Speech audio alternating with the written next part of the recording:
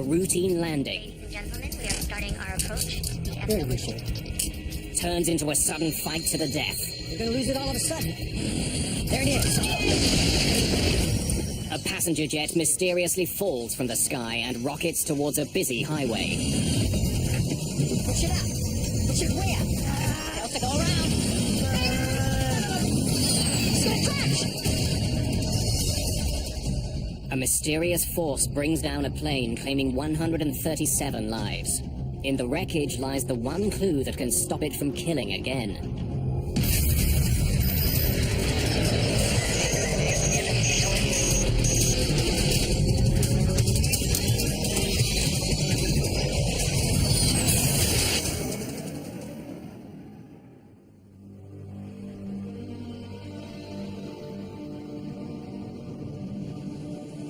August the 2nd, 1985. Dallas, Texas.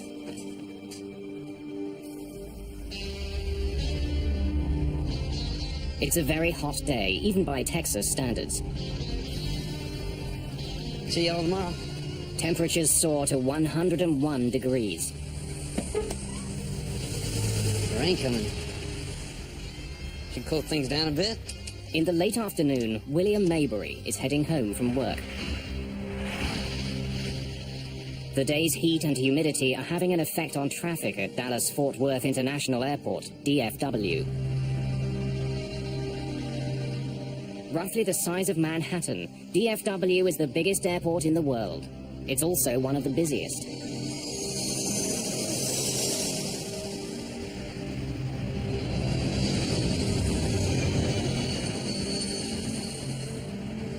The heat has triggered some afternoon thunderstorms at the airport, creating a backlog of planes waiting to take off. American 631, you are cleared for takeoff. Air traffic controller Gene Skipworth is in the tower today. He's been working there for 14 years. With him is controller Mike Porter. Skipworth was not asking for help. Nothing seemed unusual other than the fact that we were starting to get busy and aircraft were starting to pile up.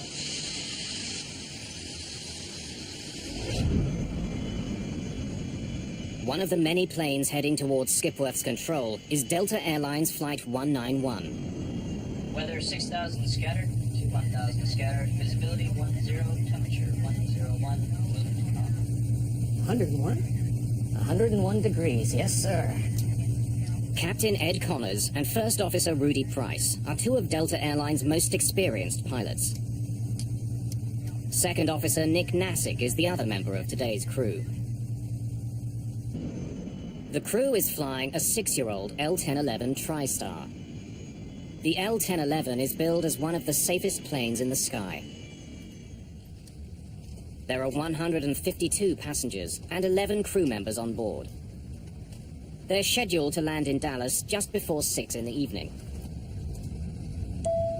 Good afternoon, ladies and gentlemen. This is your captain speaking. Hope you're enjoying your flight so far. Traffic is backing up at Dallas. All told, we'll be about 10 to 15 minutes late getting to the gates. Please let us know if there's anything we can do to make your flight more comfortable. The delay bothers Chris Meyer. He's a frequent business traveler who's in a hurry to get home to his family for the weekend. I've been down in Florida, Fort Lauderdale, for the last 2 weeks, and it was a Friday afternoon, and I was due to go home on Flight 191. One of IBM's best-known executives is also on the flight. Don Estridge led the development of the IBM PC. He and his wife are traveling to Dallas for a family visit. 963, turn right, heading 620. En route from Florida to Texas, Delta 191 will be in communication with several controllers. Turn you into Blue Ridge, it'll be about 0. Every aircraft is guided along its flight path by a series of regional air route traffic control centers. They direct each plane's speed and altitude. 1901, descend and maintain 10,000. Join the Blue Ridge 010 radial and inbound. We have a good area there to go through. Captain Connors has some concerns about the route he's been given. He sees a storm cell along that path, and he doesn't want to fly through it. Well, I'm looking at a cell at about a heading of 255. It's a pretty good-sized cell. I'd rather not go through it.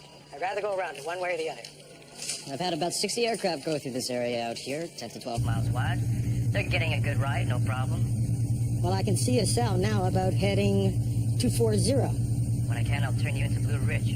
It'll be about The 010 radial. 010, roger. We're going to hold you to that. Captain Connors gets his way. He's given permission to fly around the storm. Once past it, he'll line up for a landing on runway 17 left. I'm glad we didn't have to go through that.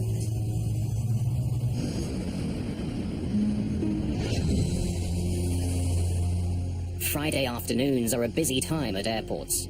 The afternoon rain is making this Friday even busier. 23-9er down to 618.96. The main priority for the controller on duty is to keep the incoming planes a safe distance apart. He wants them at least 4.5 kilometers from each other. That distance allows enough time for the violent air turbulence behind one plane to die down before the next plane touches down. Right now, Connors and Price are getting too close to the plane just ahead of them, a corporate Learjet. Delta 191 heavy. Turn left 10 degrees, reduce speed to 180. To put some distance between the two planes, the controller asks the Delta crew to slow to 180 knots, Delta 191. 330 kilometers an hour. Wilco. 10-degree flaps, please. You're listening to Dallas 105 FM. It's a wet one out there, folks, so drive careful. Heading home along Highway 114, William Maybury will soon be passing DFW.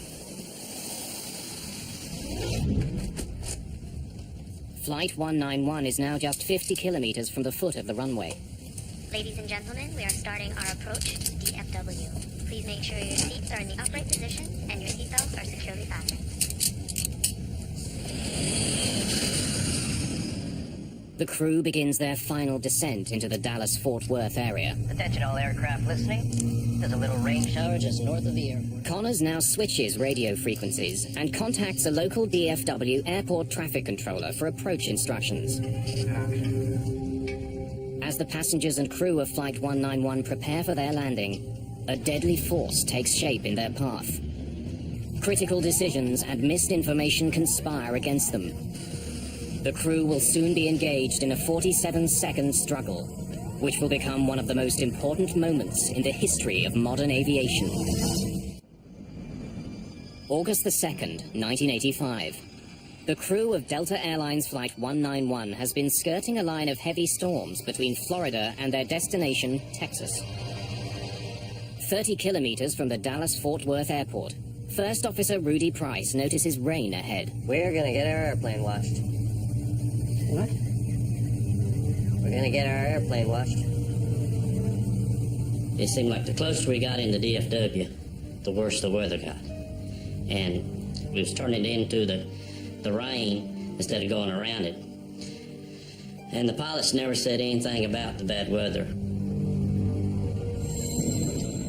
Delta 191 is still closing in on the Learjet ahead of it. Price and Connors need to slow down even further to put some distance between the two planes. Delta 191 heavy, reduce speed to 150. Speed to 150.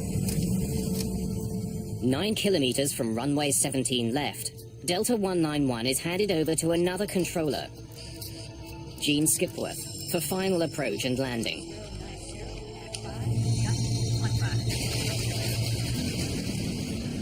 Tower, Delta 191 heavy, out here in the rain. Feels good. Delta 191. Skipworth tells the crew to expect a manageable crosswind of up to 15 knots. Winds 090 at 5, gusts to 15. Thank you, sir. First Officer Price will be at the controls for the upcoming landing. Pilots and co-pilots routinely alternate flying duties. As Flight 191 is coming into land, William Maybury is just north of the airport. He's caught in the same storm that Price and Connors are just beginning to fly through.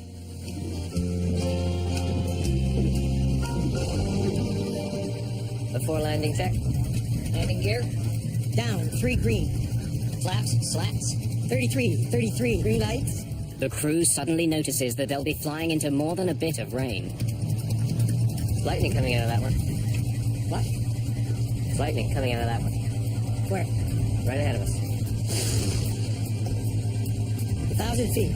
I'll call them out to you. All right.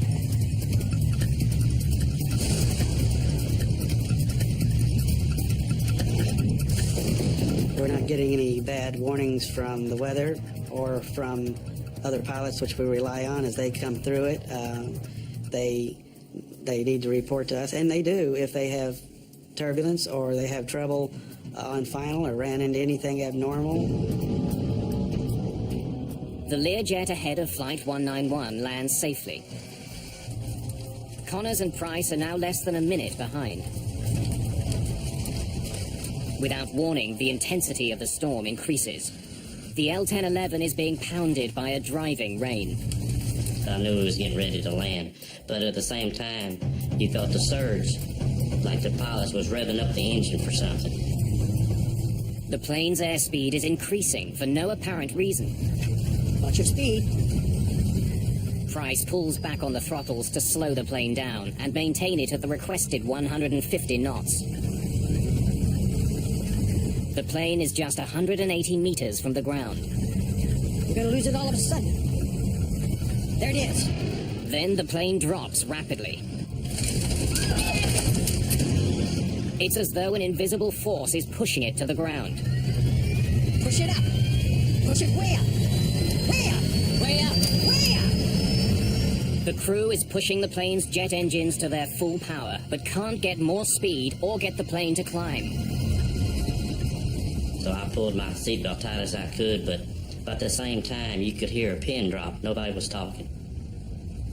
But I mean, it got dead silence.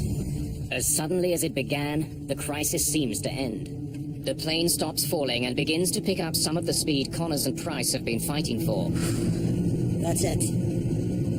But before the crew can take another breath, the plane drops again, rocking violently from side to side. And then it dips wildly to the right. And I just knew we shouldn't be that close to the ground that soon. Hang on to the son of... About 2 kilometers from the runway, it plows into a field and rockets towards Highway 114. When we hit the ground, it felt like you was in a car running over railroad ties. It was real bumpy. The crew somehow manages to get the plane back in the air. At that moment, Gene Skipworth catches sight of Delta 191. He's gonna crash. Have to go around. But it's too late.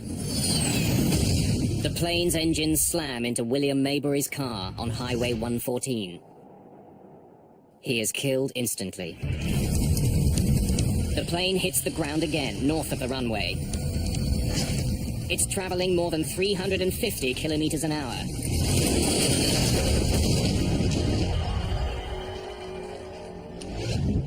I must have caught sight of him just at the last millisecond, and he cartwheeled into the tank in just an instant, and then, of course, there was fire, not a ball of fire, but a wall of fire. It seemed like it was only a few seconds, 5 seconds at the most. I don't know how long it was. Everything was stopped. The resulting explosion is so powerful that the rear section of the plane is blasted backwards, away from the fireball. Then all of a sudden you look up and it's just nothing there. Everything's gone. You just see the whole big picture outside. Like the plane just opened up.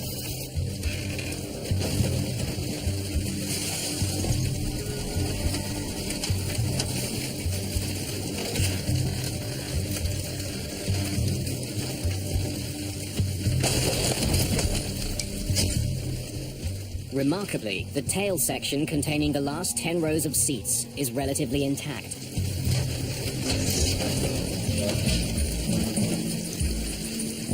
People just thrown around on the ground. Some were clothes on, some without clothes on, some were burned. It was something that you can't describe unless you're there to see it. It is something that you will never get out of your mind.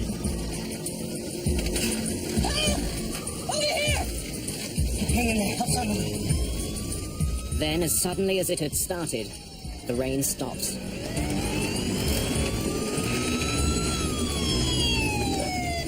It takes firefighters less than a minute to get to the crash. And when I arrived on the scene, I truly believe that there wasn't anybody that had survived this plane crash because there was just devastation everywhere.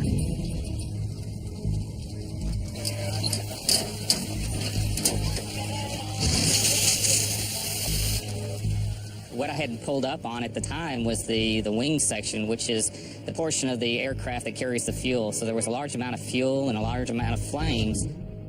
The front of the plane has all but disintegrated. I knew I had to get out there.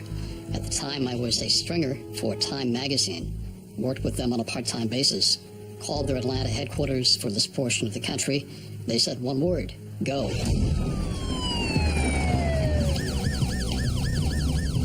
Firefighters need only a few minutes to get the raging fire under control. They then turn their attention to pulling survivors from the plane. It wasn't until the fire started to subside a little bit that I saw the tail section where there was some hope of some people surviving. There were these two women that were walking through the smoke. Ladies, clear the area!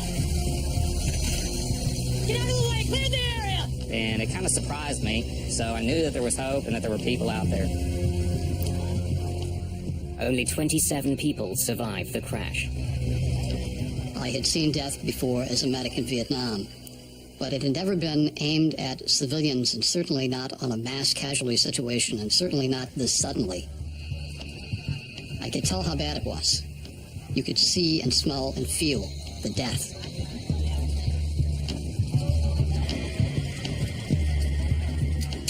We felt like we did everything that we could, and we're just pleased that there were survivors.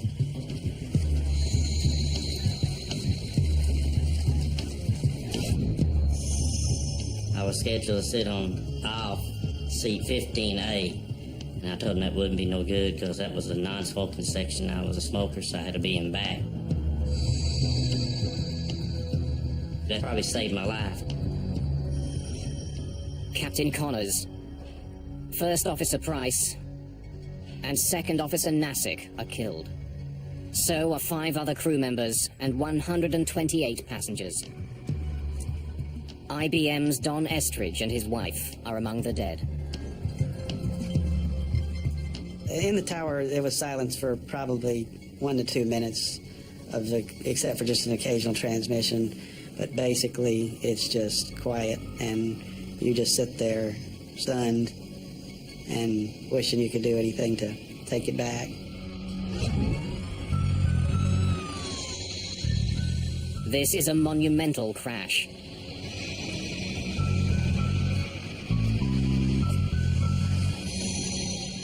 Investigators from the National Transportation Safety Board arrive at DFW, determined to find the cause. One of our field investigators would have been on scene trying to locate the flight data recorder and the cockpit voice recorder, which is, a very important part of the investigation. Investigators begin looking for evidence of mechanical failure. They examine the wreckage for clues that the plane was not responding to the pilot's command. It's essential in any approach or departure accident to establish what the airplane's configuration was, to assure that it was not a factor in the accident, or everything was normal on this aircraft. Investigators turn their attention away from the plane and to the skies. After any accident in commercial aviation, there are theories galore.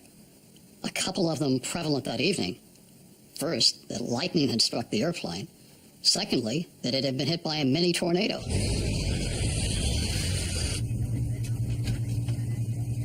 Lightning coming out of that one. Where? Right ahead of us. 15 different witnesses, including flight crews, report seeing lightning as Flight 191 was descending towards the runway. The investigators have to consider the possibility that Flight 191 was hit by lightning.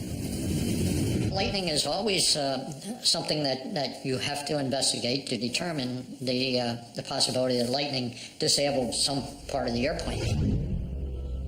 In 1963, a Boeing 707 was struck by lightning. The lightning ignited the fuel in the plane's tank. The plane crashed. 81 people died. There had been a handful of similar crashes since then. Key pieces of wreckage from Flight 191 are taken to the NTSB lab in Washington, D.C. Bud Lehner is the investigator in charge of examining the wreckage, as well as the data from the plane's cockpit voice recorder. Sometimes it might be very difficult to find to determine where the airplane might have been struck by lightning and where the exit point was. Lightning coming out of that one. Where? Right ahead of us. If the plane was hit by lightning, there would be evidence left behind. A device called a static discharge wick is attached to the trailing edge of an airplane's wings. It redirects static electricity into the outside air instead of into the plane, where the charge could cause a fire. If the plane was hit by lightning, one of the pieces that would be visibly damaged is the static discharge wick. Nothing there. With lightning ruled out, investigators go looking elsewhere. They would soon discover the real culprit. It had actually been caught on tape. A Delta Airlines L-1011 crashes after entering a storm near Dallas.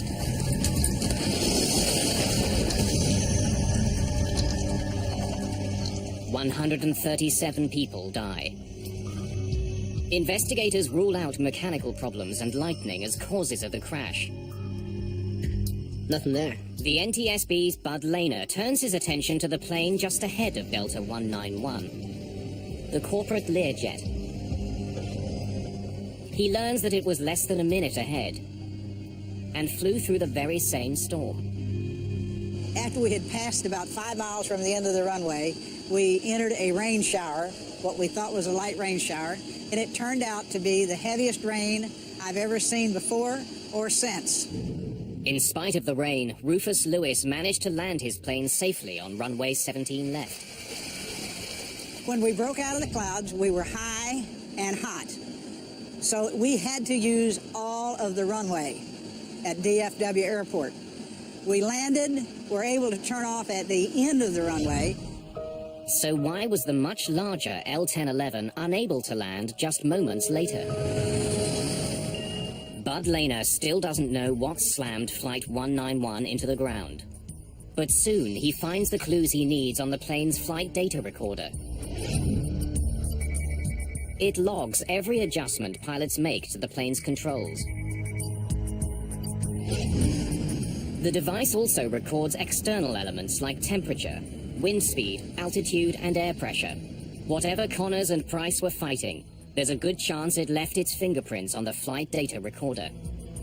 This flight data recorder gave us several parameters we didn't have before. Engine power, longitudinal acceleration, and those kinds of parameters really enabled us to do a more in-depth analysis. The plane's data recorder has documented a combination of rapidly shifting winds. Then it shifts to a downdraft. In a matter of seconds, the plane was hit with strong winds from the front, then from above, and then from behind. There you have it. For Bud Lehner, that sequence could only mean one thing: a microburst. A microburst is a violent shaft of air falling from a storm cloud. Back in 1985, few people knew more about encounters between microbursts and airplanes than John McCarthy. If you're at the kitchen sink and you turn on the water and it goes straight down and it splashes out in all directions. And that's kind of what a microburst is, except that it is extremely bad news if you're an airplane flying through it at low altitude. A plane first faces a strong headwind, which lifts the plane skyward. Then a downdraft, which slams it towards the ground. Finally, the microburst delivers its most dangerous punch, the tailwind. And you would get a rapid descent, a loss of lift, and a rapid descent towards the ground, and easily crash the airplane. A plane's wings need a steady flow of air moving over them. That's what gives them their lift. By inhibiting that flow, the tailwind reduces lift. There's no better recipe for a microburst than the weather conditions at Dallas-Fort Worth on the day of the crash. It had been extremely hot all day, and hot air rises.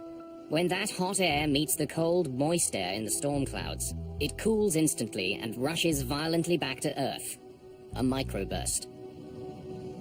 It is a tiny thing, meteorologically speaking, compared to a big storm or a snowstorm or a hurricane. It's just like a needle in a haystack. At its maximum strength, it's no more than 2 miles across, and it lasts no more than 15 minutes. It was clear that 136 people on Flight 191 had become the latest victims of a microburst. Investigators had their culprit. Unbelievable. And thanks to Flight 191's advanced data recorder, they could paint a remarkably accurate picture of it. The killer had essentially been caught on tape. But what the flight data recorder doesn't explain is how such an experienced crew fell victim to a killer they were all trained to overcome. When Lehner compares the pilot's actions to the actions of the microburst, Watch your speed. he uncovers details of a fight to the death. A fight that the Delta pilots almost won. Lose it all of a sudden. There it is. He seemed to know what he was going to hit. Watch your speed. The increase in airspeed prompted First Officer Price to reduce power to his engines. Power that he would desperately need in just a few seconds. You're going to lose it all of a sudden. There it is. When Price and Connors entered the downdraft, Push it up. they were less than 250 meters from the ground. The captain knew the characteristics of a microburst. He'd obviously been given an introduction to wind shear and microburst characteristics in his flight training. When Connors and Price encountered the microburst's tailwind, there was very little they could do. They had insufficient speed and altitude with which to maneuver. If a pilot encounters a strong tailwind at 3,000 meters, he can point his nose down and dive to pick up speed and generate lift.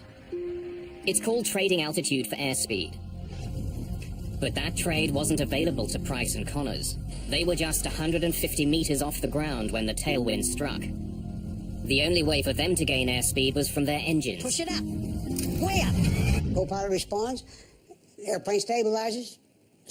I can see that most pilots would say, well, we're through with that, and range is going to stop, we're going to land. Momentarily, their efforts seem to pay off. Their airspeed increases, their plunge is halted. But with Flight 191 less than 150 meters from the ground, this particular microburst delivered the ultimate blow. A fierce crosswind that forces their plane to bank dangerously to the right. Combined with the microburst's other winds, the crew was defenseless.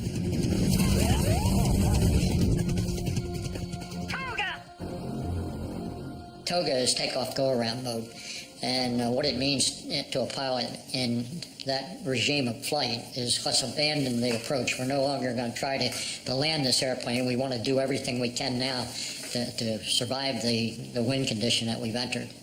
The skill and experience of the pilots were no match for this microburst. It was too big, its winds too powerful and unpredictable.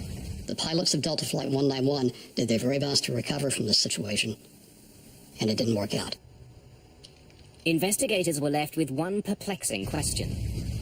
Why had Connors flown into the storm in the first place? Prior to 1985, the radars on board the aircraft were built to detect thunderstorms, essentially heavy areas of precipitation.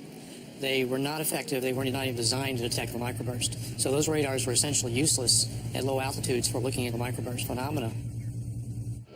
Microbursts are invisible, but they generally emerge from storm clouds.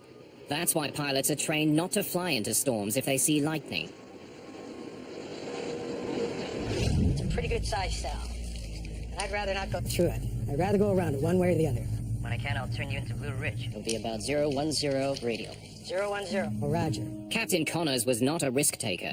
He was known as a cautious pilot. I'm glad we didn't go through that. It's hard to blame the aircrew. Their job is to avoid thunderstorms, and there's probably a forecast for thunderstorms every day at Dallas in the summertime. Which ones do you avoid? And it's a very difficult problem. Earlier in the flight, Connors had flown around bad weather. Investigators can only conclude that he underestimated the storm in his path at the foot of runway 17 left. When you're in a landing sequence at an airport like Dallas or Atlanta or Chicago, and you see other airplanes ahead that are landing uneventfully, you might get the impression that there's a thunderstorm there, but I'm going to pass through it very quickly, and it's not going to be a factor for me.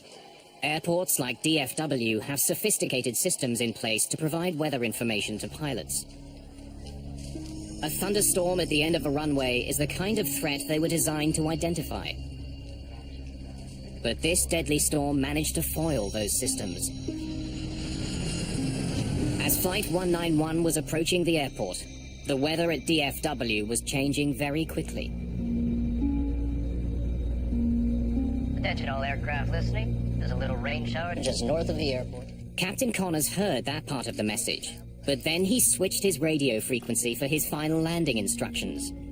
The Delta crew never heard the last part of this message about weather ahead.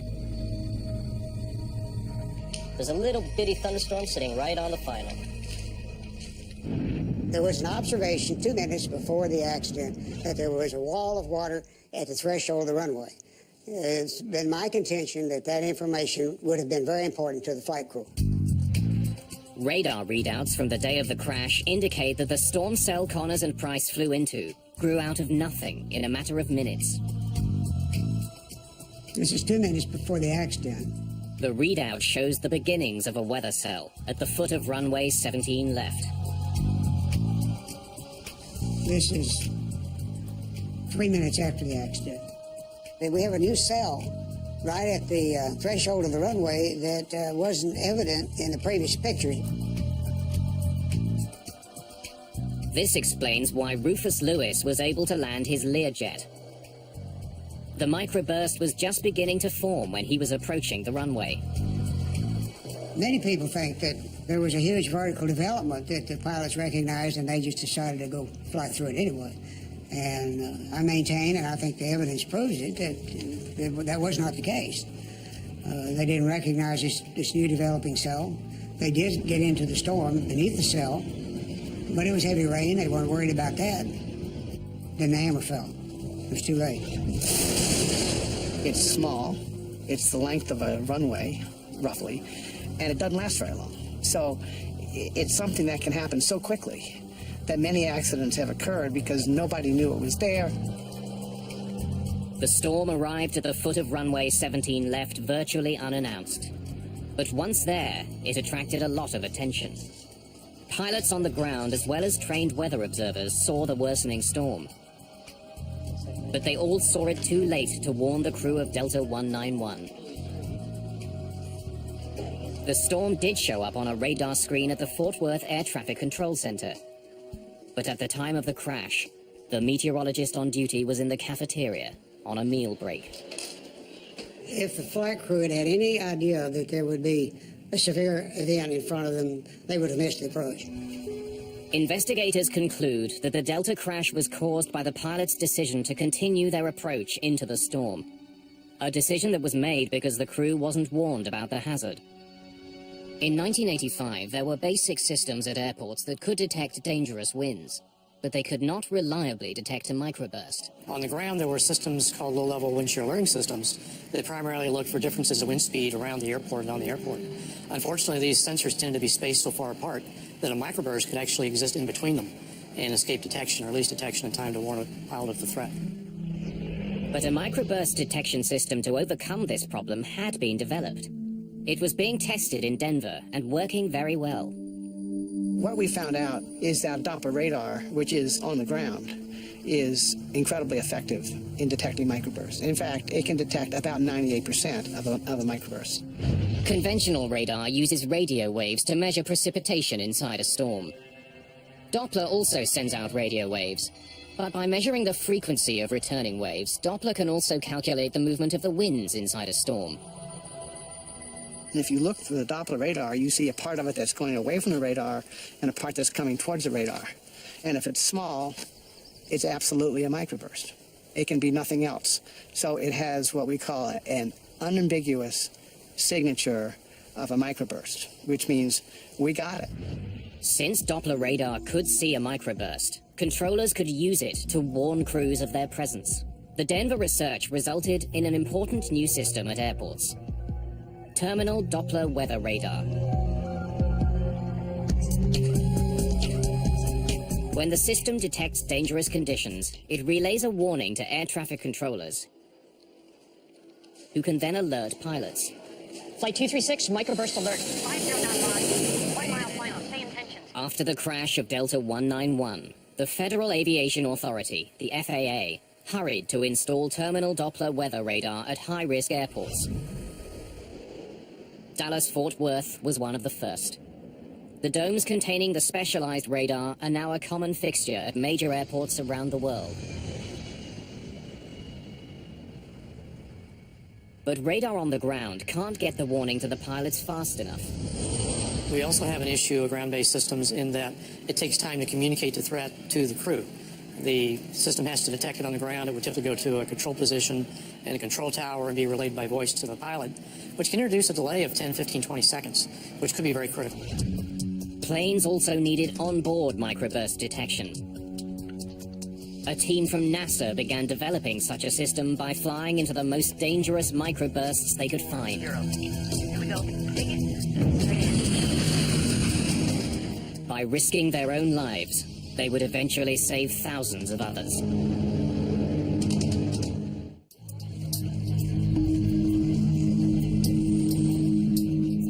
Delta Airlines Flight 191 is the latest in a string of crashes attributed to a microburst.